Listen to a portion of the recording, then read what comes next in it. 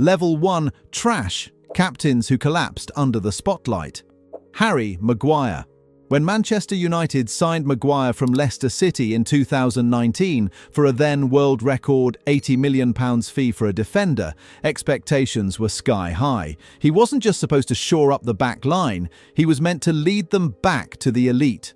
By January 2020, just months after arriving, he was shockingly handed the captaincy after Ashley Young's departure. It felt premature. Leadership isn't just about shouting and pointing, it's about commanding respect, reading the game, inspiring belief.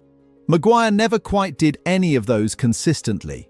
Week after week, he became a walking compilation of defensive errors, slow turns, missed tackles, ill-timed headers.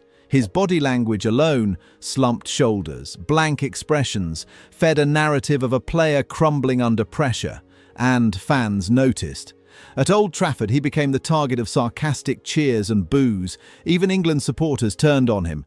When your own fans mock your presence on the pitch, your time as captain is already in freefall. By the 2022-23 season, he was no longer a regular starter.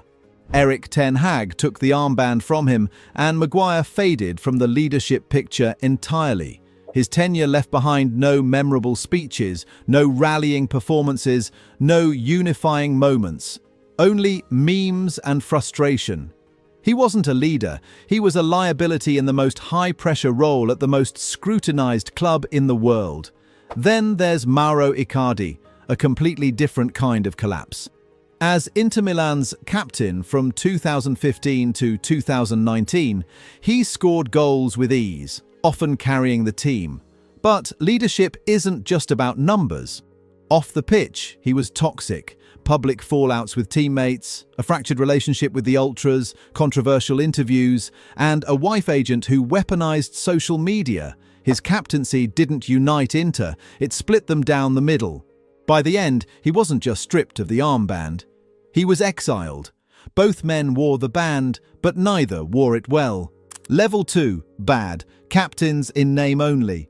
Pierre-Emerick Aubameyang was electric when he arrived at Arsenal in 2018. Blistering pace, ice-cold finishing, and a smile that lit up the Emirates. He was the kind of player fans loved instantly.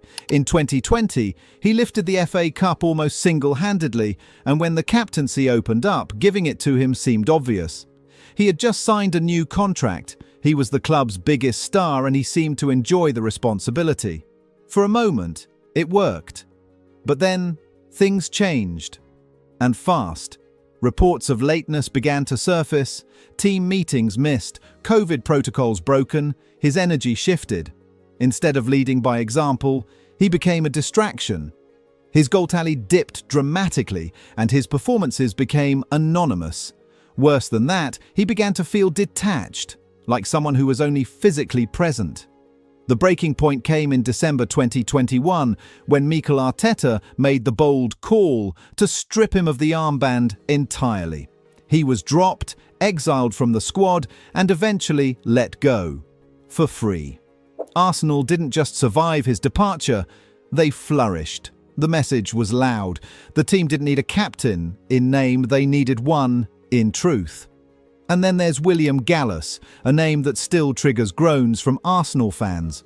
Appointed captain in 2007, Gallas was a veteran defender with experience at Chelsea and the French national team.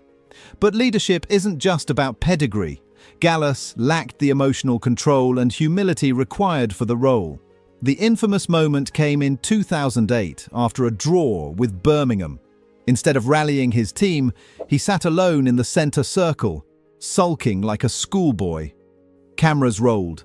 The world watched. His teammates felt abandoned. That season, a title challenge turned collapse, is still remembered for Gallas's breakdown more than any of his performances. Neither of these men lacked ability, but when it came to leadership, they simply weren't built for the responsibility. The armband exposed their flaws, rather than elevating their strengths. Level 3, mid, the captains who never quite inspired. Not every captain is a disaster. Some are steady, dependable, even respected, but they never leave a lasting imprint. They do the job, hold the line, and show up each week.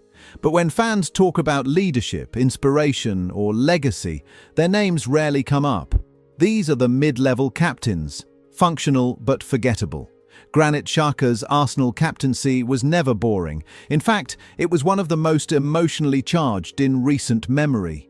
He had the fire, the work rate, and the willingness to confront anything head-on. But that same fire often scorched everything around him.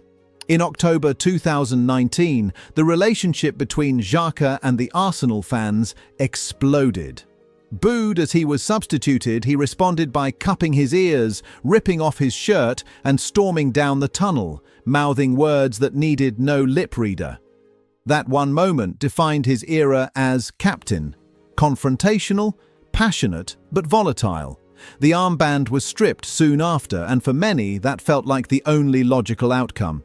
To his credit, Xhaka stayed. He didn't run. He earned back respect under Mikel Arteta, evolving into a more mature, measured presence in midfield. He became a leader again, but never the leader. Not the emotional anchor, not the rallying force. His legacy at Arsenal is complex. A warrior with heart, yes, but one who burned too bright when composure was needed most. Then you have Laurent Koscielny, the anti-Xhaka in many ways. Quiet, professional, committed. He served Arsenal faithfully for 9 seasons, often through tough transitions. He captained the side during a period where trophies were scarce and expectations unclear. And yet, he never truly led. On the pitch, he was consistent. Off the pitch, invisible. There was no fire, no memorable speech, no defining moment of inspiration. When he left the club in 2019, posting a bizarre video unveiling his new Bordeaux shirt by ripping off an Arsenal kit, it was more confusing than dramatic. A strange end to a strangely subdued captaincy. Both men had value, both had their strengths. But in terms of leadership, they lived in the middle. Not disasters, not icons. Just captains who came and went, leaving behind more questions than legacy. Level 4, solid, dependable, steady, but not transcendent. Some captains won't ever make the headlines, and that's not a bad thing. They're steady, mature, professional. They show up, do the job, earn the respect of their teammates, and rarely make it about themselves. But while they provide stability, they don't always provide inspiration. They lead without drama, but also without legacy-defining impact. They are solid, a word that's neither praise nor insult, just factual. Hugo Lloris embodies this category almost perfectly. As captain of both Tottenham Hotspur and the French national team, his leadership was marked by consistency and calm. He didn't scream or rally with wild speeches. He wasn't the emotional lightning rod in the dressing room, but he was there, always there. For France, he lifted the World Cup in 2018, a career-defining achievement. But even then, the spotlight was on others. Mbappé, Griezmann, Pogba. Lloris was the quiet spine behind it all, reliable, composed, rarely rattled. At Spurs, he served as captain for nearly a decade, through highs like Champions League qualification and lows like title race collapses and rebuilds. He stayed steady. But critics often ask the same question. Where was the vocal leadership when the club needed a jolt of energy or belief? He made stunning saves, yes, but didn't seem to drive the team forward. He wasn't a transformative figure. He maintained rather than elevated. Then there's Marco Reus, Borussia Dortmund's long-serving talisman. If leadership was measured by loyalty and class, he'd be near the top. Reus stayed when others left. Through injury after injury, he remained the emotional anchor of the club. Fans adored him not just for his talent, but for his heart. And yet, despite all that, his captaincy never truly defined an era of dominance or greatness. Dortmund's most successful periods were often led by others. Klopp, Hummels, Lewandowski. Reus was there, but always on the edge of iconic status, never quite stepping into the spotlight fully. And then there's Steven Gerrard, a name that echoes with passion, loyalty, and thunderous long-range strikes. He was Liverpool's captain through some of their darkest years and brightest moments. The Champions League miracle of 2005 doesn't happen without Gerrard. He scored, he rallied, he dragged the team back from the brink. But despite his heroic performances, Gerrard's leadership didn't translate into a domestic era of dominance. No league titles, no consistent silverware. His legacy is immense, but in terms of captaincy, he sits in that space between greatness and something just below it. He was the heartbeat of Liverpool, no doubt, but not the architect of sustained success. A solid captain, a warrior, but not a dynasty builder. Level 5. Good. Captains who changed games. This is the level where leadership begins to leave a mark. These captains don't just maintain structure or morale, they actively change games, shift mentalities, and elevate the players around them. They may not have decades of legacy behind them yet, but in the moments that matter, they show up. They lead from the front, often in ways that reshape how we think about their clubs. Not legends yet, but certainly leaders with impact. Martin Odegaard's evolution at Arsenal is a masterclass in quiet authority. Once hailed as a teenage prodigy at Real Madrid, Odegaard's journey looked like it might fizzle out before it ever truly began. But since joining Arsenal, he's not only rebuilt his career, he's become the heartbeat of one of the Premier League's most dynamic sides. As captain, he's not the loudest voice in the room, but his intelligence on the pitch speaks volumes. He dictates tempo, unlocks defences, and sets the tone with his work rate. It's rare to see a creative midfielder press with the energy of a defensive midfielder. Odegaard does it every game, and his decision-making under pressure is what gives Arsenal their edge. But it's more than tactics. It's presence.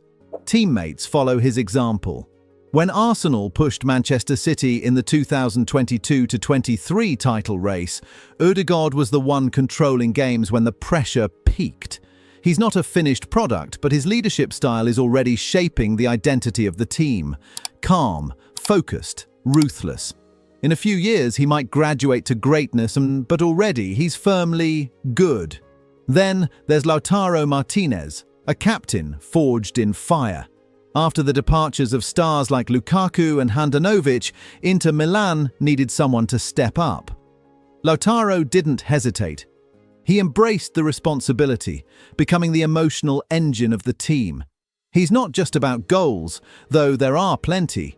He's a relentless presser, a vocal leader, and someone who plays every minute like it's his last. In big games, he doesn't hide. He thrives. When Inter lifted the Coppa Italia, when they pushed into European finals, Lautaro wasn't just part of the squad. He was the squad. The kind of captain who turns pressure into fuel. Not just good, game-changing. Level 6. Great. Captains who define eras. There's a point where leadership stops being a role and becomes a legacy. Captains at this level don't just lead teams, they build them. They shape the mentality, rewrite standards, and set examples that echo long after they've gone. Their presence is magnetic, their willpower contagious. When they speak, dressing rooms fall silent. When they play, entire clubs take on their identity. These are the captains who defined eras, not by words, but by sheer force of personality. Sergio Ramos is the embodiment of that idea. At Real Madrid, his armband wasn't just fabric, it was a statement. Ramos led like a gladiator, always on the edge of chaos, but never afraid to step into the fire. He wasn't flawless. Far from it. He collected red cards the way others collect medals. But that's what made him compelling. His leadership thrived on emotion, aggression, and a refusal to lose. From last-minute headers in Champions League finals to bone-crunching tackles that changed games, Ramos was Madrid's heartbeat. He demanded everything, from his teammates, his opponents, and himself. In a squad full of egos and superstars, he was the general who kept it all together. Under his captaincy, Madrid didn't just win trophies, they built a dynasty. 4 Champions League titles in 5 years, endless domestic success, and an identity forged in relentlessness. When Ramos bled, Madrid bled. When he celebrated, they roared with him. Even his critics, and there were many, admitted one thing. When Ramos led, Madrid believed. That's the hallmark of greatness. Then there's Diego Godin, Ramos's polar opposite in style, but his equal in influence. Where Ramos thrived on fury, Godin led with silence. His leadership at Atletico Madrid was stoic, grounded, and built on discipline. Under Diego Simeone, he became the tactical foundation of the club's modern era, a symbol of defiance against Europe's giants. He didn't chase attention, he didn't need to. His presence alone steadied the team. And finally, Paolo Maldini. If calm leadership had a face, it would be his. Over 900 appearances for AC Milan, 5 European Cups, a dynasty of class and consistency. He didn't roar, he radiated. He didn't demand the spotlight, it followed him quietly for over 2 decades. Maldini didn't just lead Milan, he became Milan, and in doing so, he helped football evolve. Level 7. GOAT.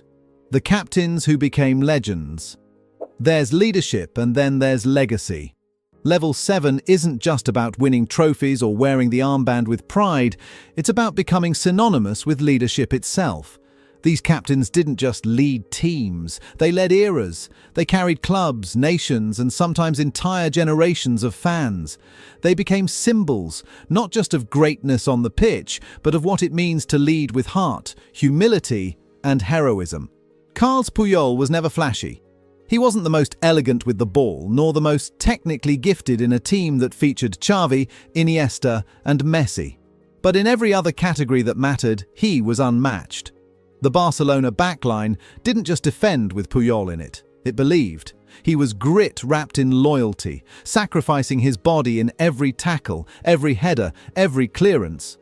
But the real measure of Puyol came not during games, but in moments that revealed character. When Barcelona won the Champions League in 2011, Puyol didn't lift the trophy himself.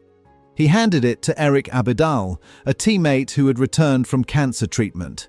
That gesture wasn't choreographed or PR-driven, it was instinctive, selfless. That moment became etched in football history as the act of a man who understood that leadership means putting others first, even at the peak of personal glory.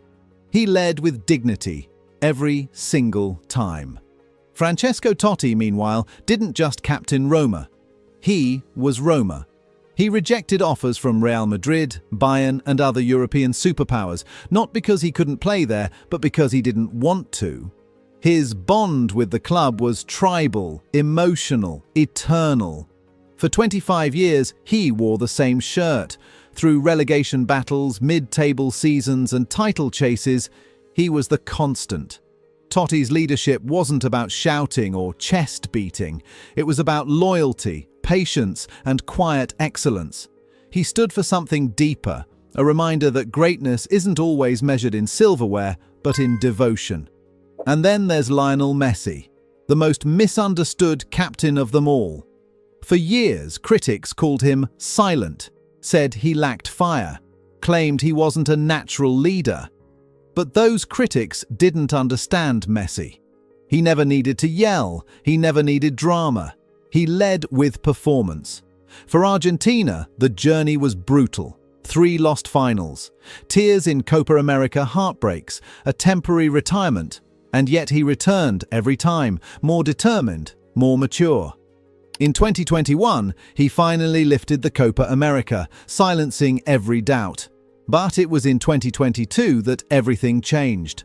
The World Cup in Qatar wasn't just a triumph, it was a story. Messi scored in every knockout round. He carried Argentina through extra times, through penalties, through chaos, and when the dust settled, there he was, holding the golden trophy, the weight of an entire nation lifted. Messi didn't become a leader, he revealed that he always was one. Quiet, yes, legendary, beyond any doubt. Finally, there's Franz Beckenbauer. Long before modern football had its giants, there was Der Kaiser. A defender who played like a playmaker, a captain who didn't just read the game, he rewrote it. He led West Germany to a European Championship and a World Cup. He won multiple European Cups with Bayern Munich, and he did it all with elegance, intelligence, and a calm confidence that made football look like chess. He didn't shout, he didn't sprint, he glided, and yet when you ask who redefined what a captain could be, his name always returns. Beckenbauer belongs in this level not because of what he won, but because of how he won. He changed what was possible for defenders, for captains, for football itself, and decades later, his image still feels mythic, as if he belongs not just in history books, but in the legends passed down from one generation to the next.